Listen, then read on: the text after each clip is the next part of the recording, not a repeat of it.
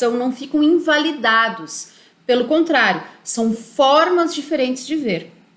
E aqui no decreto é uma orientação, uma condução para aquela pessoa que vai praticar os projetos, os planos, né, de recuperação. Então ele tem que ser realmente bastante sucinto, direto e prático. Tá, pessoal? Vamos passar para mais um slide. Bom, então, como nós agora, eu acho que fechamos esses conceitos, tá? Depois eu passo o decreto para vocês, mais alguns textos. Se nós precisamos de recuperação, restauração, é porque nós tivemos um histórico de degradação. E aí nós chegamos às principais fontes, os principais ações que nos levam à existência de áreas degradadas. Então, nós temos historicamente, e isso num âmbito mundial, mas trazendo para um contexto bem nacional mesmo, nós temos as atividades econômicas trazendo esse impacto quando feitas de maneira não racional, não sustentável e acima do potencial de resiliência dos ecossistemas. Então, nós temos essas atividades econômicas gerando o impacto e gerando a área degradada. Bom, nós temos como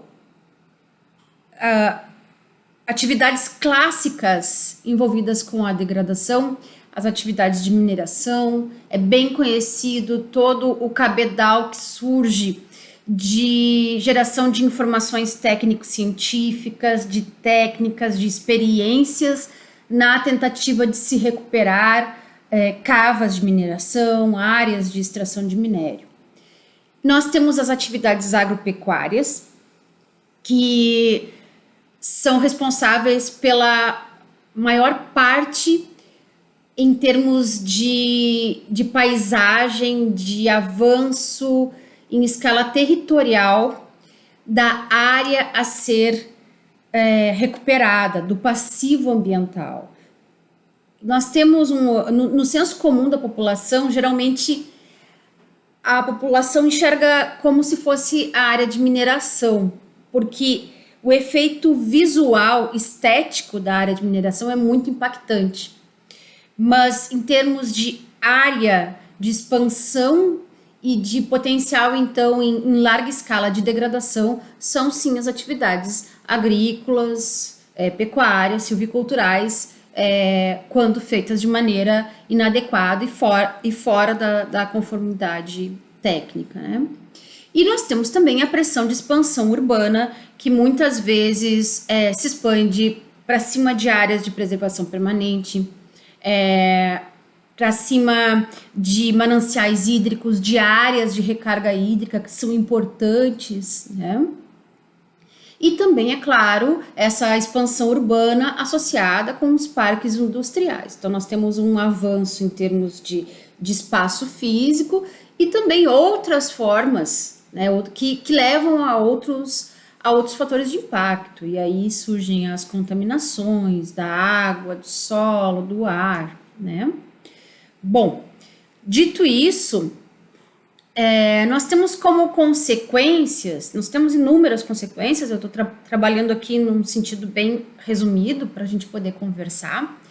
Então, como consequências, a gente tem a redução dos remanescentes naturais, o que nos leva, por exemplo, à fragmentação de hábitats, a perda de espécies ou a ameaça a espécies, a ruptura dos fluxos gênicos em uma escala de paisagem, né? Nós temos também problemas como a invasão biológica por introdução de espécies invasoras, atualmente um problema seríssimo em nível mundial, tá? O Brasil tem muitos problemas com a invasão biológica, tanto de fauna quanto de flora, né? Falamos dessa redução das áreas naturais, levando à fragmentação de hábitats, à extinção de espécies, que estão, então, catalogadas aqui como alguma das consequências, né, dos fatores e das atividades que levam à degradação. Mas dá para citar mais algumas coisas também. A degradação do solo, e aí entra a questão nas áreas produtivas e nos remanescentes naturais, nas áreas de preservação permanente. A perda das áreas de recarga hídrica ou a perda de nascentes, e que nos levam a problemas sérios na perda dos serviços ecossistêmicos vinculados à água, um tema que é um debate atual também em nível mundial, bastante preocupante, e uma série de outras questões, né? A perda de produtividade, o endividamento, a perda de safras, né? A necessidade de abrir novas áreas de produção, porque abandonam a área que se torna improdutiva, os processos de erosão, vossoracamento. Vocês têm aqui alguns exemplos, né? Por exemplo, essa imagem que eu estou apontando aqui para vocês é um saprolito exposto, não é um solo. Isso é um saprolito, o solo foi retirado porque isso aqui eram cavas de extração de material para fabricação de argila, tá? E esse aqui é um campo nativo, esse aqui região sudoeste do estado, um campo nativo com um solo bastante arenoso, e que nós tivemos um processo aqui de vossorocamento, às vezes nesse caso natural ou potencializado por uma pressão de pastejo, por exemplo, acima da capacidade de suporte desse campo. Então vejam que a gente tem uma cava abandonada e que se constitui um passivo que foi deixado dessa forma, sem fazer a devida restauração.